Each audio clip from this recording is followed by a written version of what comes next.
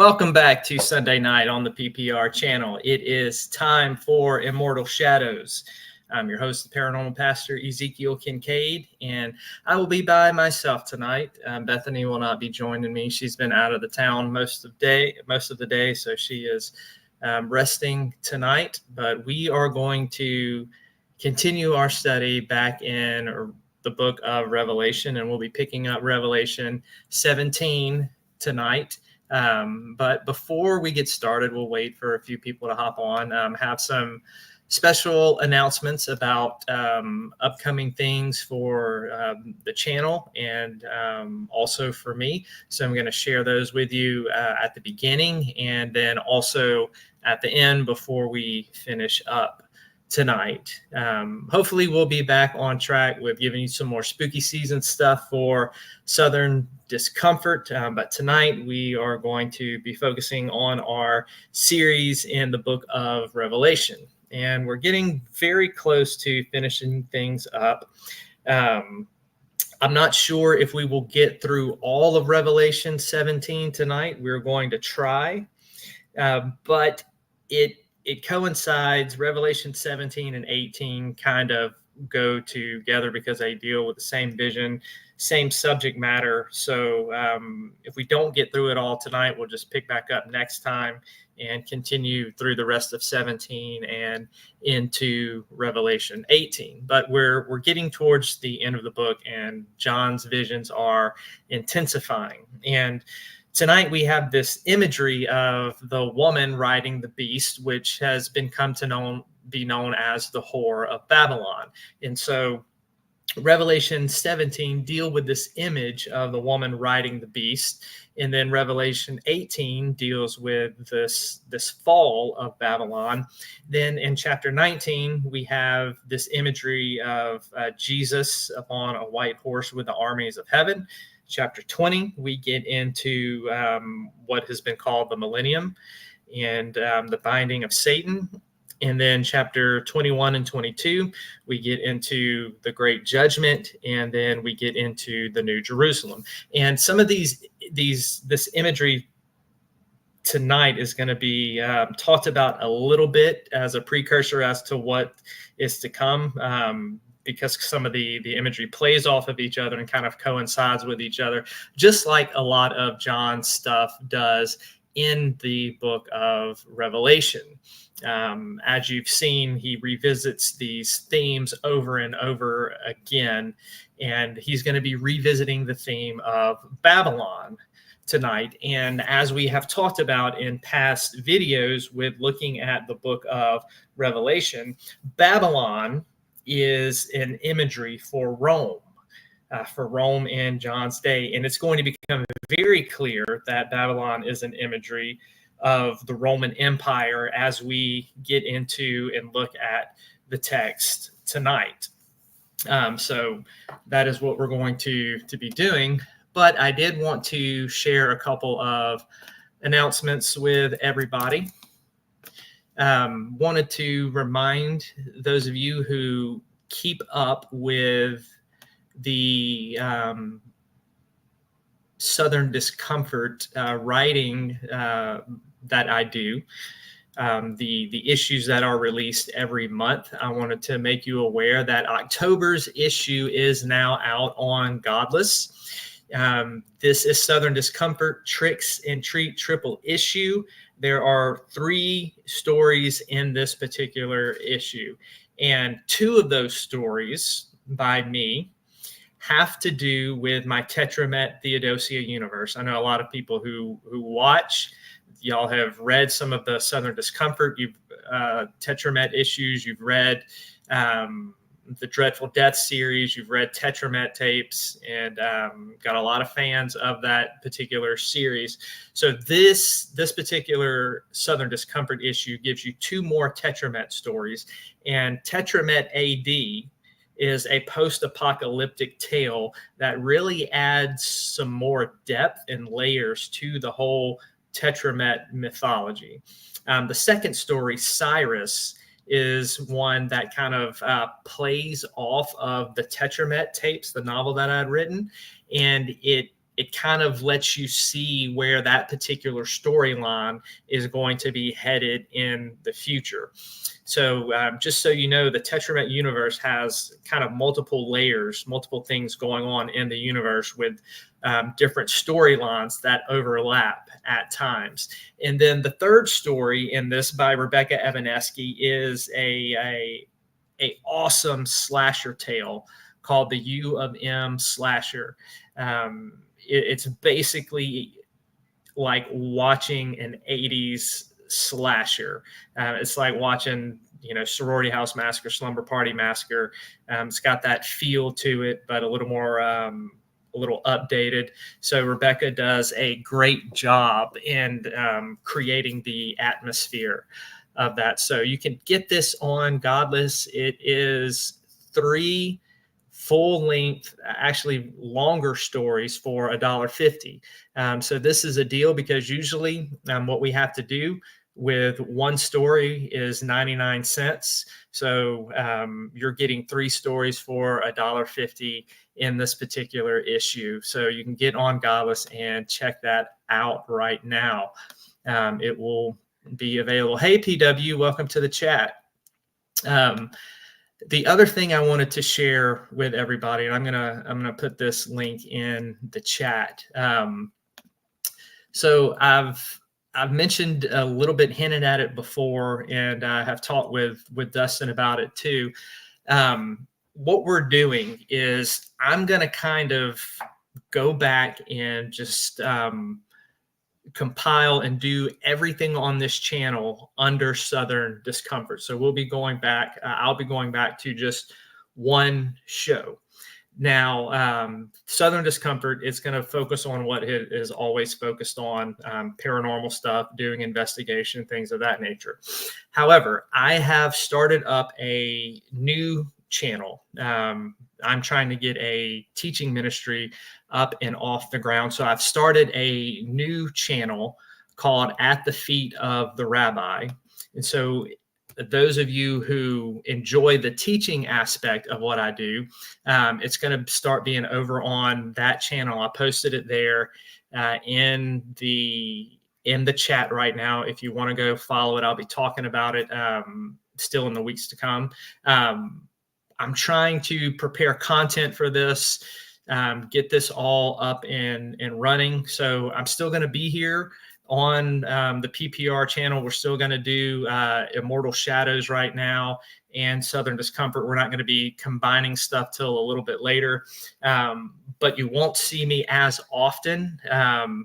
Usually you're used to seeing me 2 times a week, at least once a week. It may not be that often because right now I'm putting a lot of my focus on getting content ready for this other channel. I've also backed away from my writing. I won't be writing anything new for the rest of the year. I'm going to pick my pen back up in 2025. Now, I still have a couple things that are going to be published and come out before the end of the year, and I'll be sharing that with you. But I'm really kind of pulling back and focusing my time, my free time, and getting everything ready for this new launch. And what I'll be doing on this channel, and the reason it's called At the Feet of the Rabbi is that was a 1st century term that kind of indicated the disciple was ready to go deeper with the rabbi. The disciples were called the Talmudim in that Jewish culture. And you have several instances in the Gospels of people sitting at the feet of Jesus to learn and listen or to worship. And so this channel is going to be really focused on honing in on teaching. You've gotten a little taste of it as we've gone through the book of Revelation. But what At the Feet of the Rabbi is going to do, it's going to be more than just what I'm doing with Revelation. Like we are going to get in depth. We're going to be looking at the Bible in its historical context, in its cultural context, original language, because it's so important to understand that the Bible was not written to us. It was not written to 21st century Americans or Europeans. It was written to the Old Testament and ancient Near East audience, and then the New Testament, a 1st century Greek, Jewish, Hellenistic audience. And so there's really important things to glean from the background that's going to help us understand and interpret it. And the way that it runs is that we can't just pull things out of context. We can't make things mean what we want them to mean. So in order to interpret scripture correctly and then apply it to our lives correctly, we have to understand what it meant to the original audience. And then we have to glean that, take that meaning out, and then look for ways that it can apply to modern day life. And that's what we're going to be doing. So it's not just going to be a whole bunch of background and cultural stuff like we're doing with Revelation. There's going to be a lot of practical application, a lot of preaching aspect, not just teaching. And so we'll get into kind of both fields of that. We'll get into the deep theological stuff, but also how to apply it as well. So that's what I will be doing on At the Feet of the Rabbi. I'm hoping to be able to get this fully launched before the end of the year. I do plan on starting a live stream, which will be done on Sunday mornings.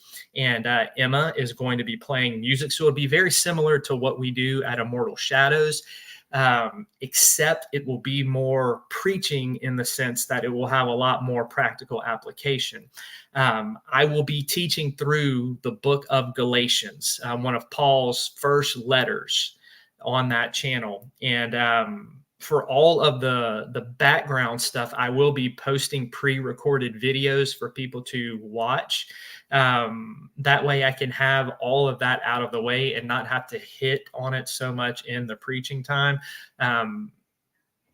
But it will be there for those people who want to go deeper and learn more about the history of the letter, how it was received, how it was canonized, how it was interpreted throughout the history of the church, and also a lot of the modern debate about some of the things in the book of Galatians. So I'll have separate videos on that, but that is the goal, to eventually try to roll At the Feet of the Rabbi out before the end of the year and have some content up, but definitely by 2025.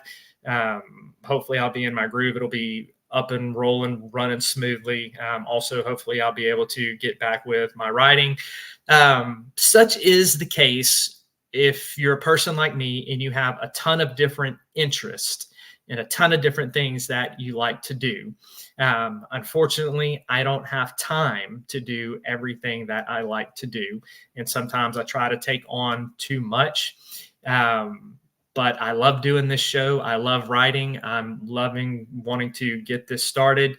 So I've got to kind of get this up and running and figure everything out and look at my time and my schedule and get it as such to where I can be able to do all of these things in an excellent manner. Because I've told y'all before, right? If I don't feel prepared, I will not go live and do the show or do the teaching, because y'all deserve my best. And that's what I want to get this ready for, so that I can give you my best when I come on this channel, when I do my writing, and also when I'll be doing At the Feet of the Rabbi. So if you want to, I posted the link for the YouTube channel in the chat. You can go follow along. There's also a Facebook page called At the Feet of the Rabbi. You can friend request the page. And there's also a TikTok account called At the Feet of the Rabbi. So if you're on TikTok, you can follow that. There's no videos posted yet. That will be coming, but it is out there. And I'll be talking more about it before we get to 2025. So that was the announcements. Hey, Trevor, welcome to the chat. Thank you for coming and hanging out with us. Appreciate it, man. So let's go ahead and get into our teaching for tonight and looking at Revelation 17. I'm going to read the chapter first, And then I'm just going to make my way through it, verse by verse, line by line. And we will see how far we can get tonight. As y'all know, I don't like to really do more than 30 minutes of teaching. I think that's plenty, especially when we're dealing with a topic as heavy as Revelation and as deep. I don't want to overwhelm you or wear your brain out. So we're going to take it, and that's what we've done this whole time. We've taken it in small doses each show. So let's go ahead and look at Revelation 17. One of the seven angels who had the seven bowls came and said to me, "Come, I will show you the punishment of the great prostitute who sits on many waters. With her, the kings of the earth committed adultery, and the inhabitants of the earth were intoxicated with the wine of her adulteries." Then the angel carried me away in the spirit into a desert. There I saw a woman sitting on a scarlet beast that was covered with blasphemous names and had 7 heads and 10 horns. The woman was dressed in purple and scarlet and was glittering with gold, precious stones, and pearls. She held a golden cup in her hand, filled with the abominable things and the filth of her adulteries. This title was written on her forehead: Mystery, Babylon the Great, the mother of prostitutes and of the abominations of the earth. I saw the woman was drunk with the blood of the saints, the blood of those who bore testimony to Jesus. When I saw her, I was greatly astonished. Then the angel said to me, "Why are you astonished? I will explain to you the mystery of the woman and of the beast she rides, which has the 7 heads and 10 horns. The beast which you saw once was, now is not, and will come up out of the abyss and go to his destruction. The inhabitants of the earth, whose names have not been written in the book of life from the creation of the world, will be astonished when they see the beast, because he once was, now is not, yet will come. This calls for a mind with wisdom. The 7 heads are the 7 hills on which the woman sits. There are also 7 kings. 5 have fallen, 1 is, the other has not yet come. But when he does come, he must remain for a little while. The beast who once was and now is not is an 8th king. He belongs to the 7th and is going to his destruction. The 10 horns you saw are the 10 kings who have not yet received a kingdom, but who for 1 hour will receive authority as the kings along with the beast, as kings along with the beast. They have one purpose and will give their power and authority to the beast. They will make war against the Lamb, but the Lamb will overcome them, because he is Lord of lords and King of kings. And with him will be his called, chosen, and faithful followers. Then the angel said to me, "The waters you saw, where the prostitute sits, are the peoples, multitudes, nations, and languages. The beast and the 10 horns you saw will hate the prostitute. They will bring her to ruin and leave her naked. They will eat her flesh and burn her with fire. For God has put it into their hearts to accomplish his purpose by agreeing to give the beast the power to rule until God's words are fulfilled. The woman you saw is the great city that rules over all the kings of the earth." So, sum up what we've got going here. John has this vision. He sees a woman dressed as a prostitute riding a beast with 7 heads and 10 horns. John tells us what these heads and horns represent, and we're going to get into that. These 10 kings that these horns represent, they all end up turning on the prostitute and killing her and destroying her. The imagery that we encounter here, we've seen elsewhere in the book of Revelation, and we're going to talk about that. And some of you are probably already making the connection and seeing that the beast that she rides, the 10 horns, the 7 heads, and that it's scarlet, right? That's linking it to the dragon and to the beast that we've already looked at in Revelation 12 and 13. And that assumption would be correct. That is what this imagery is getting at.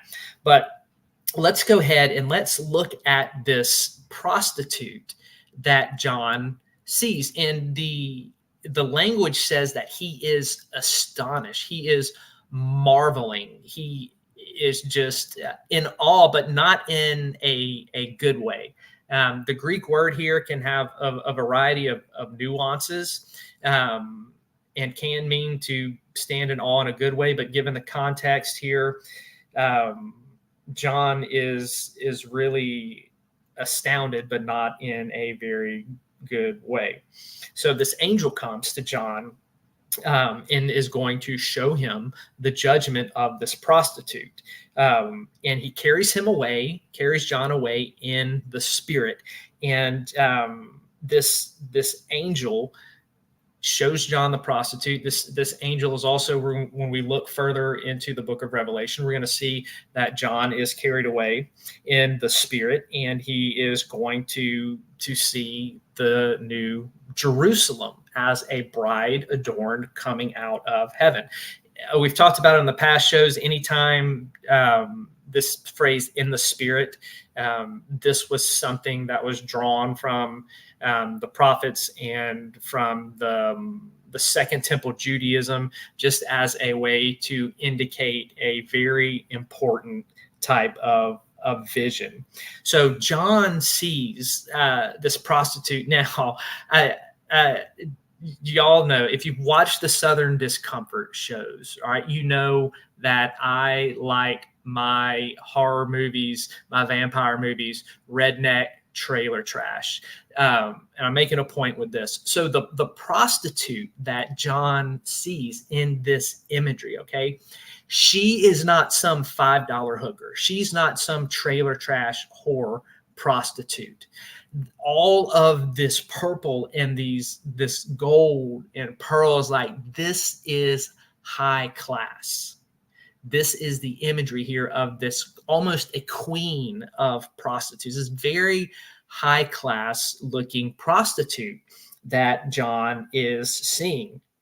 And she is drunk with the blood of the saints. And this imagery here of this high class prostitute being drunk with the blood of the saints, it is meant to be shocking. She has devoured the saints. She has eaten them. She has drunk their blood. So it is meant to be shocking. Now, this type of cannibalism and drinking blood would have even been repulsive to the non-Christians of that day, to the Romans, right? So if you think about in Greek mythology, you think about the cannibalistic Cyclops, right? The Cyclops was a one that would just rip people to shreds and eat them, and the Cyclops was repulsive and very terrifying image because of the cannibalism and the drinking of blood. So this imagery is meant to shock and awaken, right? So even Scripture uses horror to shock people and wake people up to make a point.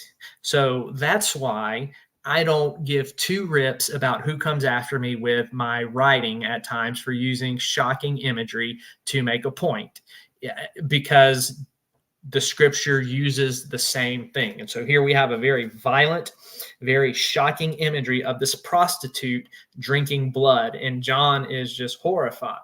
Now, it's also interesting to know who gave this vision, right? Like, God is the one who gave him such a horrific vision to make a point about the Roman Empire. And I'm going to show you how this is the Roman Empire here in just a little bit. So we have this revolting imagery.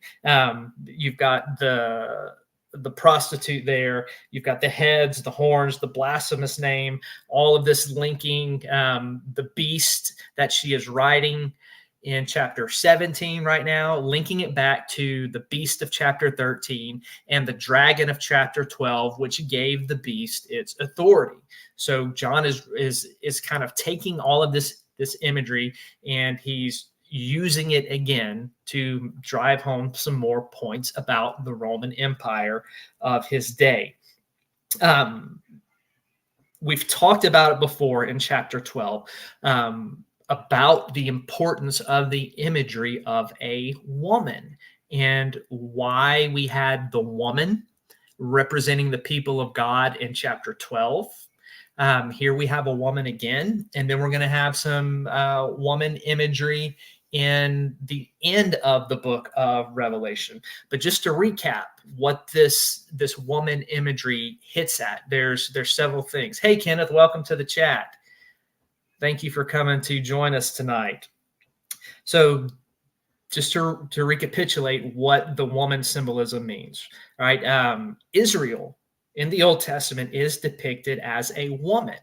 Now, depending on if she's being faithful or not is going to depend on how she is depicted. She is depicted as a faithful bride when she is pure. We see this in the book of Isaiah, in the book of Hosea, but she is also presented as an adulteress when she is unfaithful. You see this in some of the Old Testament law. You also see the same type of imagery. I mentioned you have the faithful bride in Isaiah, but you also have the adulteress in Isaiah as well. You have this Israel being an adulteress imagery in Jeremiah, and you also have it in the book of Ezekiel. Now, this imagery of an adulteress to represent unfaithfulness. John is drawing this from the Old Testament. However, he is not using the whore and adulteress image to apply to believers. He is using this to apply to Rome, to Babylon. So he's taking one part of this woman imagery and he's using the negative part to apply it to Babylon. And it's because with John, you've got this tale of two cities going on. You have the New Jerusalem, which represents the church, and you have Babylon, which represents in his day the Roman Empire or any type of wicked world system. So you have a tale of two cities, but you also have a tale of two women. You have the believers, the Christ followers who are faithful, represented as a pure bride. And then you have those who have sold out to the world, the Roman Empire. They are depicted as adulterers and whores. So there's this constant contrast that John is constantly hinting at and trying to make a point through all of this book. So with this imagery of the whore, of Babylon, you see different types of cities in the Old Testament. Let me look here in my notes to make sure that I get this correctly. There are two Old Testament instances that the prostitute is not Israel. And that is in, where did I write this down? In Nahum and in Isaiah. So what you have in these two Old Testament books, Nineveh is presented as an evil adulteress, this adulterous nation that is attacking and leading God's people into rebellion. And then you have the city of Tyre, Tyre, which is also presented as a prostitute with all of its kingdoms on the face of the earth in the book of Isaiah. So that's a little background going on, and this is what John is drawing off of for Rome and Babylon, is this adulterous imagery, because she is leading people into sin and rebellion and all of these awful things, and also into the persecution of the saints during John's day. And we're going to get into that persecution here in just a little bit. But a couple things about Babylon. When we look at the real city of Babylon in the Old Testament, for those of you who aren't familiar with a little bit of Jewish history and with the Torah, I know I've talked about it in past videos, but we get people new in here all the time. Jerusalem was destroyed by the Babylonians. And the Old Testament prophets talk a lot about Babylon and a lot about this destruction, and then about Israel being in exile for 70 years, and then about them having to rebuild. So this idea of exile and the Babylonians coming and destroying the temple, this is huge. It was huge for a Jewish audience. And if you remember, Jesus was a Jew. All of his disciples were Jews. And so this type of imagery in the Torah and the Old Testament is going to be huge for them.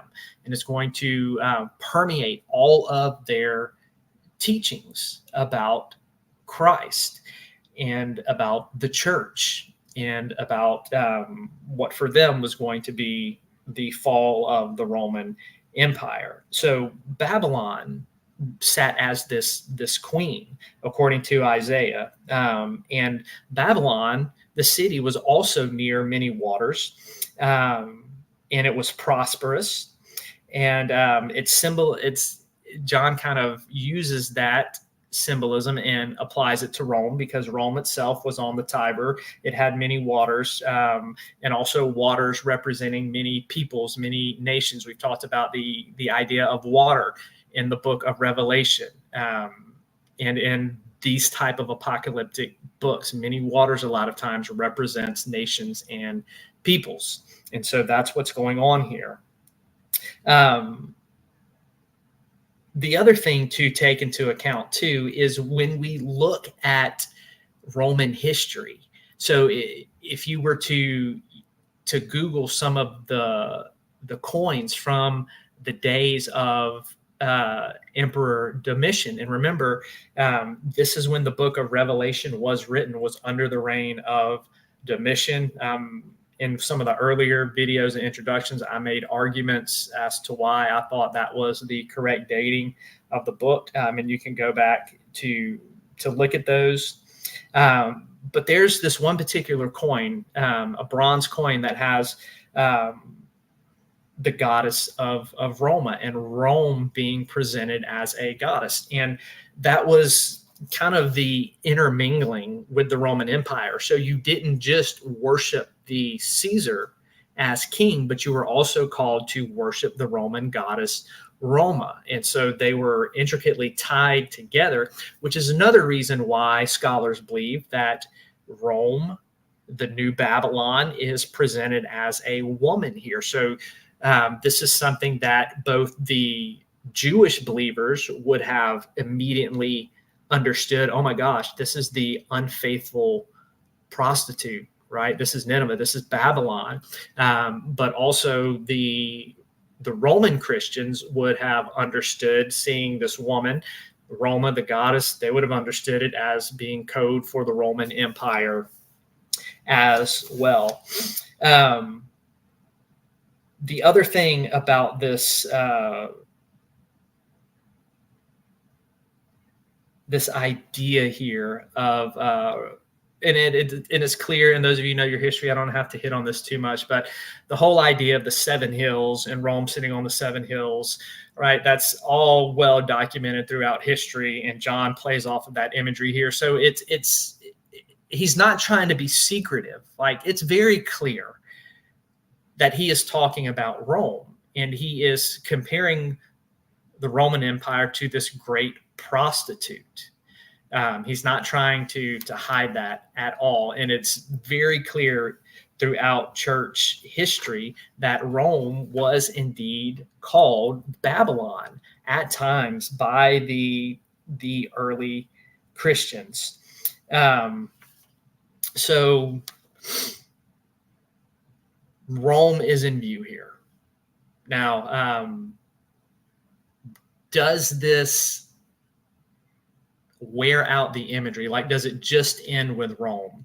Can this be applied to other things? Now, one of the things that happens with the book of Revelation, and you've heard me talk against this before, is that people will take this imagery, they will take these visions, they will totally rip it out of its context, and they can come up with some of the most outlandish interpretations.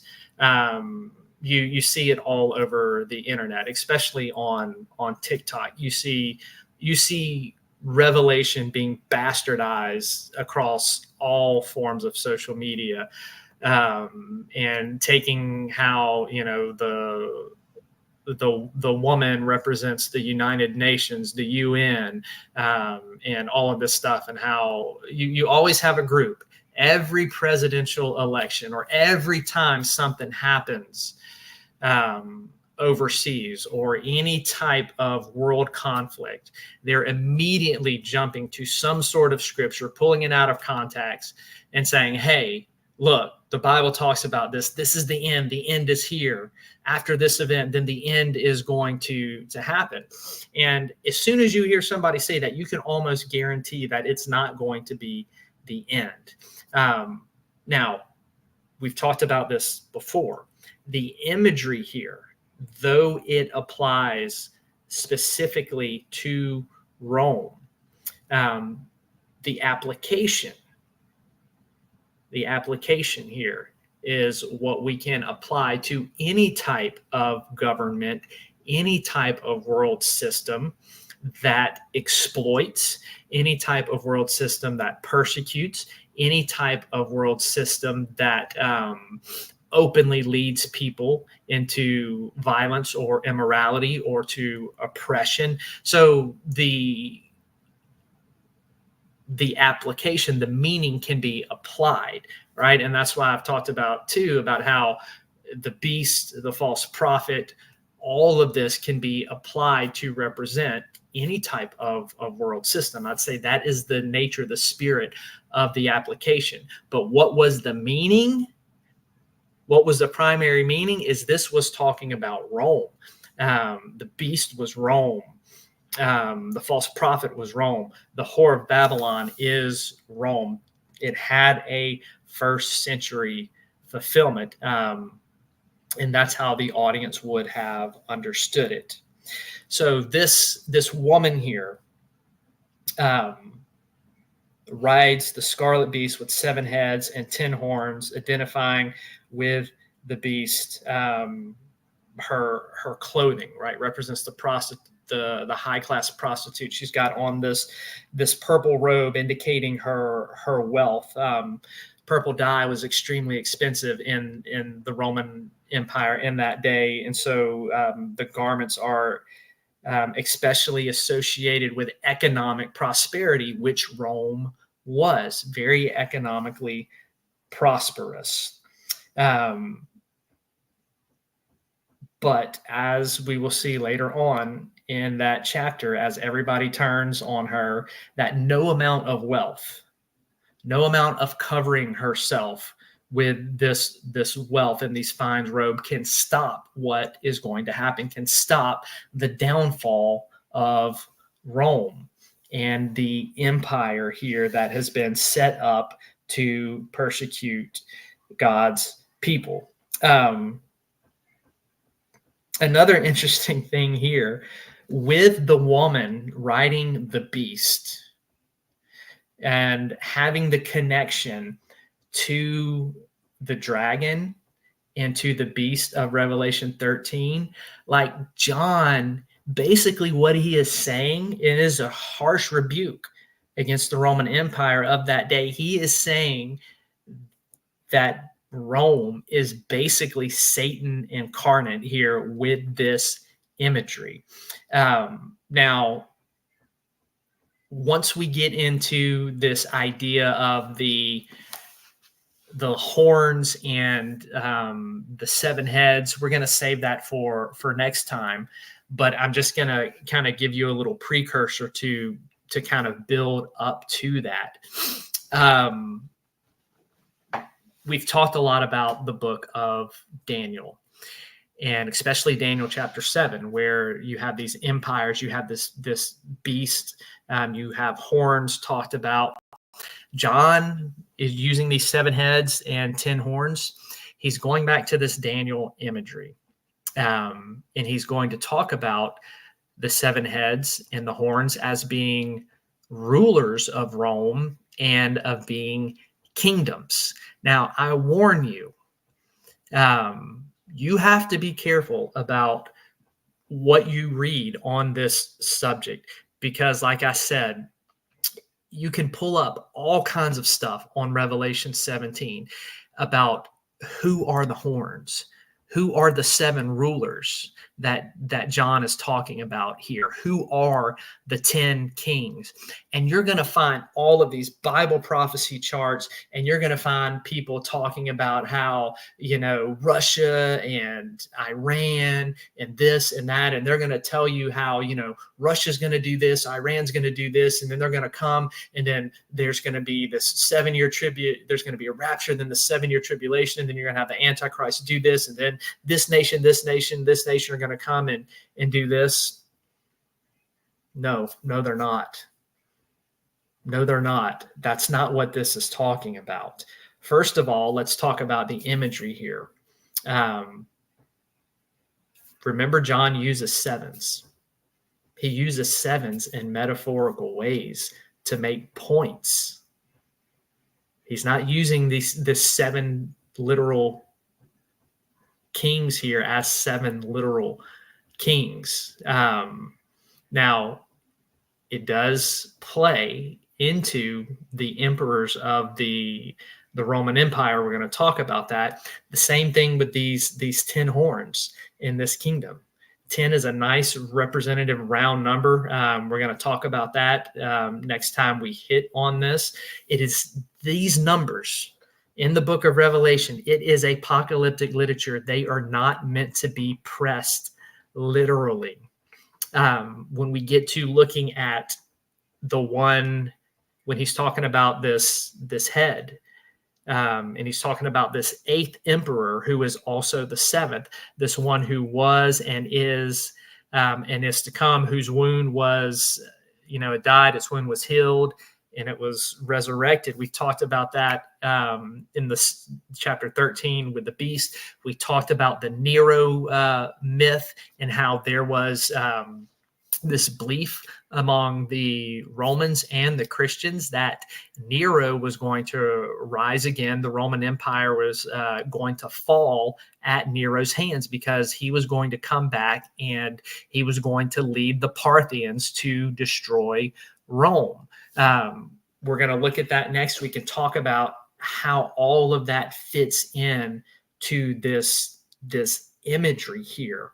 And so the book of Revelation can be highly abused with modern day prophecy and prophets, making it mean something that John never intended it to mean. And so that's why I think it's important to do this series and to really look at the book of Revelation in a first century mindset. Because remember, who is this book written to? It is written to 7 churches around Asia Minor. The Christians had already gone through persecution under Nero. Persecution wasn't bad under Domitian. It was not. It hadn't gotten really bad yet when John was writing this. But after the writing of Revelation, as the Roman Empire went on, the persecution of the Christians became worse and worse and worse. And that's what John was trying to prepare his readers for, is that the persecution is going to get worse. So this was written kind of as a preparatory manual for the church to get ready for the harsh persecution that was going to come under the Roman Empire. So we're going to look at the Nero myth again as we get into the rest of this chapter. And we're going to talk about these 7 heads and these 10 horns and these rulers, and how to really understand that from a first century perspective. So that's what we will get into next week. And I'll engage a little bit more with some of the modern takes on this chapter that pull it out of context and try to really fit any type of modern events into the book of Revelation. And I know there's a lot going on all over social media, right? You've got the election coming up, and people are, spewing out both ends, both sides, calling each side this and that, and some are trying to use scripture to point to this, to point to that. Got the stuff going on with the storms, you've got the wars, and people are, just turbulent times. And so they're taking scriptures and they're pulling it out of context, and they're misapplying it, they're misappropriating it, and it just really bothers me to see the word of God used in a way that it was never intended to, right? We've talked about in the book of Revelation and comparing it with Daniel and Daniel's time of tribulation and how that fits into John's book. And we've looked at how the tribulation period has been, like, we've been in the last days since the resurrection of Jesus. All of these signs that Jesus talked about, earthquake, wars, like, it's part of it. And it's been part of it since the days of Jesus. It's been part of it since the Roman Empire. These things will happen. So not every earthquake is a sign of the end. Not every war is a sign of the that the end is right around the corner. So to me, it's a lot of fear mongering. But we've also looked at these bowls, at these seals, these trumpets, and we've talked about how all of these things going on from the Roman Empire on, right? Like, these are what the scripture calls the birth pangs. Like, these are going to happen all the way up until the return of Christ. There's going to be Antichrist. There's going to be, we've talked about the spirit of the Antichrist, and how it is a spirit that is manifested more than it is just one particular individual. So a lot of what you see in modern day talks about the book of Revelation, this stuff has never been believed by scholars and church history throughout the year. Like, all of this stuff about a 7-year tribulation period, about the rapture of the church, about the Antichrist making a covenant of peace and then breaking this. All of this is new. This stuff was propagated and was come up with in the 1800s by a man by the name of J.N. Darby, who started having these thoughts and these interpretations on scripture after he had a serious head injury after falling off of a horse. And they were also propagated by this girl who had said she had these visions and that God gave her the correct interpretation of these things. All of this stuff was never taught throughout church history. And there's good reason, because it's just not there. This is brand new stuff that has just come out of nowhere in the past 200 years that has no basis in history. It has no basis in the culture, and has no basis in biblical interpretation. All modern scholars that are worth their salt. I'm talking about, like, not somebody who, has just been to school and got a doctor in front of their name and nothing. And I'm not knocking that, because, I still am wanting to get that.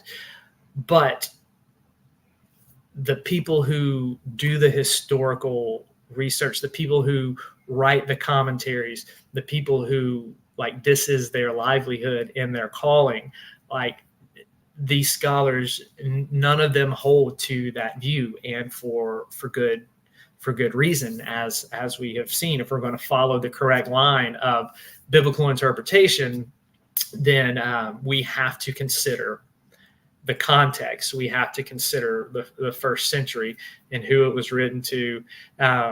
So I really push hard against all of this modern day prophecy stuff, because I think it is all full on conjecture that has no basis in the text. And so I am just like a lone voice calling out in the midst of all of the sensationalism, because the sensationalism sells, right? Like, people want to read about how what's going on overseas is fulfilling some specific passage that's been pulled out of the Bible, or they want to believe that whatever is happening right now in America was talked about somewhere in the Hebrew scriptures, even though America didn't even exist, wasn't even on the radar at that time. But yet, for some reason, God was going to talk to an ancient audience who thought that the whole world was just their little bubble right there and weren't aware of anything else around them. He was going to tell them something about America. So, the sensationalism stuff, it gets traction. It sounds good because it can incite emotion, and truth is truth. It is what it is. So I'll keep teaching this. I'll keep going out against it, and hopefully at some point more and more people will actually do the digging and listen and get into looking at the book of Revelation and all of this quote unquote Bible prophecy stuff in its own context, because a lot of the prophecies, everything was all talking about the first coming of the Messiah. A lot of what the New Testament talks about was what was going on in the Roman Empire. It had to do around the destruction of Jerusalem. And then it talks about the return of Christ. So I went on a little tangent there, but it needed to be said. And I'll probably reiterate that more each time that we come into this particular study. But we will pick back up next week on Revelation, the latter half of chapter 17, and look at the 7 hills and the 10 horns. And then we'll get into 18 about the fall of Babylon. So those of you who are just tuning in, wanted to just remind you, in case you missed the beginning of the show, if you go back there and chat, you will see that I listed a YouTube channel in there. I will be starting up a teaching channel called At the Feet of the Rabbi that will be doing a lot of stuff like this, but there will also be more preaching and practical application stuff on this channel, not just all of the historical background and stuff like we're doing in Revelation. We'll add a lot of preaching, so there'll be a lot of more practical application. So if you want to, if you're into that, if you've enjoyed what we've done here on Sunday nights with Immortal Shadows, and you want to keep following my teachings and hear more of what I have to say, more of what I have to teach, you can go follow that channel. And also, I'll kind of be combining what we're doing here on Immortal Shadows with Southern Discomfort. I'm not totally stepping away from this, but I will be drawing back more just so that I can start getting content ready and get this other channel up and running. I've also pulled back on writing anything new for the rest of the year. I do have some more stuff that is going to be published, but right now most of my attention is going on preparing content for this new channel and getting that up and running. We will be doing a live stream, hopefully, on the channel within the next month. That will be on Sunday mornings. I will be teaching through the book of Galatians. Emma will be playing and singing. So that's what I'm trying to get ready for, and hopefully we'll have that rolled out in the next month. So working hard on getting all of this done. So hopefully when 2025 comes around, I'll have all of this settled and I can be doing my teaching. I can be doing Southern Discomfort more regularly, and I can also be back into my writing. But got to get this started first. This is what I feel God leading me in this direction to do. And so a lot of my energy and time is going to be focused on getting this prepared. But like I said, I'll still be around. I'll still be popping in and doing some Southern Discomforts shows. I'll still be doing Immortal Shadows because I'm definitely going to want to hopefully get the book of Revelation finished up before the year's end. And also wanted to remind everybody too that my Southern Discomfort series on Godless, we've had a new issue drop. This one contains 3 stories, 2 by me, 1 by Rebecca Evanesky. My 2 stories are in my Tetramet Theodosia universe, which I know a lot of you have read that stuff and have enjoyed it. So I've added some more to the mythos, and you can find out what that is. Tetramet AD, one of the first stories in there, is a post-apocalyptic style Tetramet story. It's the first post-apocalyptic style Tetramet that I have done. And so this one adds some more mythos and some more layers to the Tetramet and Theodosia. My second Tetramet story, Cyrus, kind of projects as to where the storyline of Tetramet tapes is going to be headed. I am planning a follow-up novel to the Tetramet tapes. And then Rebecca Evanesky's story, the U of M Massacre, is a slasher style story, perfect for Halloween. So you can grab that off of Godless, our first triple issue.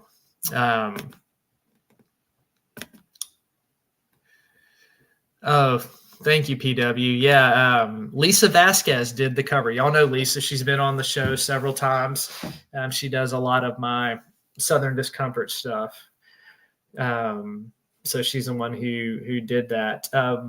But before we go, I know I threw a lot at y'all today with a lot of the background, but if anybody has any questions about what we covered tonight, or if you need me to explain anything more, let me know. I feel like I said a lot, but we didn't get very far, if that makes sense. So if there's anything you need me to reiterate or explain better, go ahead and ask away. Yes, she does, PW. She does great. She does great artwork.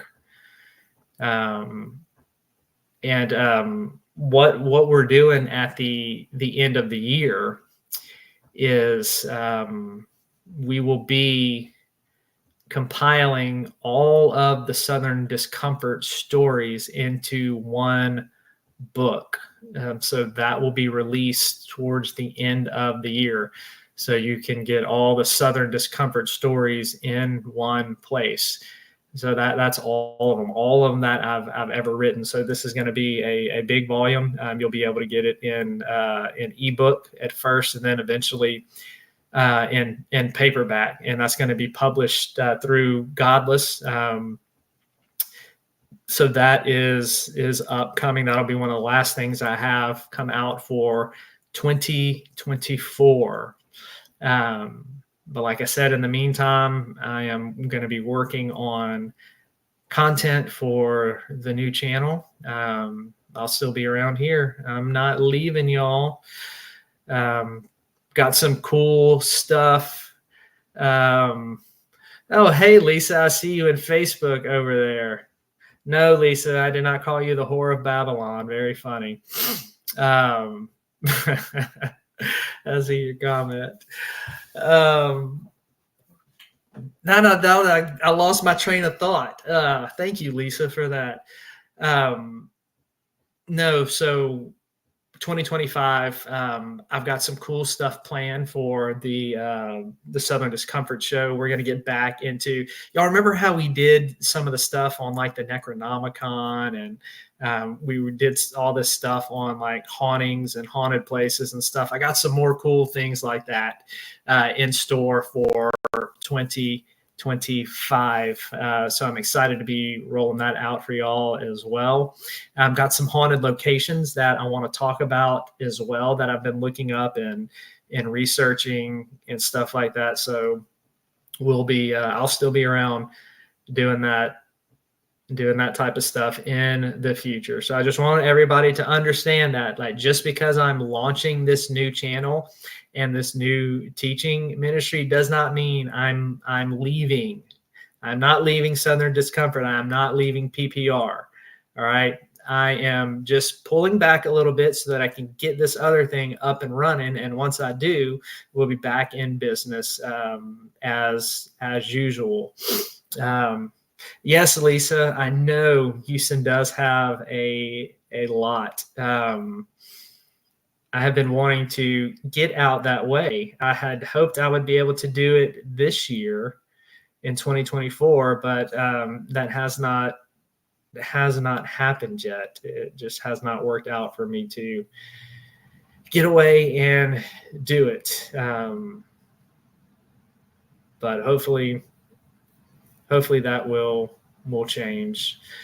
But thank you, everybody, for tuning in tonight.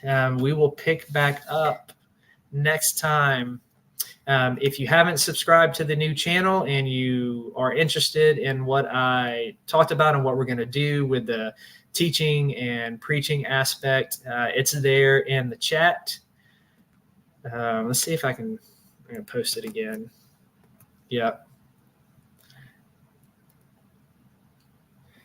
That's the channel right there. Yes, Lisa, it will happen. I know Emma definitely wants to get to some more haunted places this coming year in 2025. It's just, God, man, I hate everything being so far away. Like, travel just sucks. That's the thing, man. Like, a lot of these places too. The good thing for me is Houston is not far. It's like 4.5 hours. So that's definitely doable. But like these other places that we want to go see, like up the East Coast and in Georgia and places, like, man, this is like 8.5, 9 hour drives. And it's just so hard to get away and do that. But Lord willing, hopefully more time will become available, more resources, more finances to be able to do that. So we shall see what is in God's plans for me in this next coming year when it comes to all that cool stuff. But yep, there's the channel. Again, thank you everybody for tuning in and hanging out with us or with me. It was just me tonight. I know it wasn't as fun. Emma wasn't here. Bethany wasn't here. It was just kind of boring old Zeke, just rambling and talking. But Bethany will be back. Like I said, she was out of town most of the day, so she is resting right now. So I will get to annoy her as soon as we get finished here. I'm sure she's just dying to hear from me. I'm sure she can't wait for me to blow up her phone and annoy her with dad jokes and horrible movie suggestions to make her watch with me. And then she can question my sanity and ask me what is wrong with me and why in the world do I think this was a good movie, all of that, so on and so forth. But I'll pull up our little video here that Dustin has made for us before we pop out. It is on the other layout. So I will be back. I'm not sure what day, maybe Thursday, maybe Sunday. We shall see. But you will get the notification if you follow the channel whenever I plan to go live again. But we appreciate everybody's support. Thank you so much for tuning in and watching across Facebook, on the PPR channel, and on the Yo Baby channel. I love you. Dustin loves you. Bethany loves you. Tanya loves you. Thank you all for supporting us, and we will see y'all next time.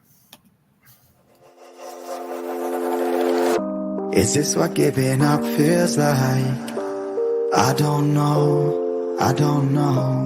Tell me, have I lost my mind? nowhere to go, so far from home. Is this what giving up feels like?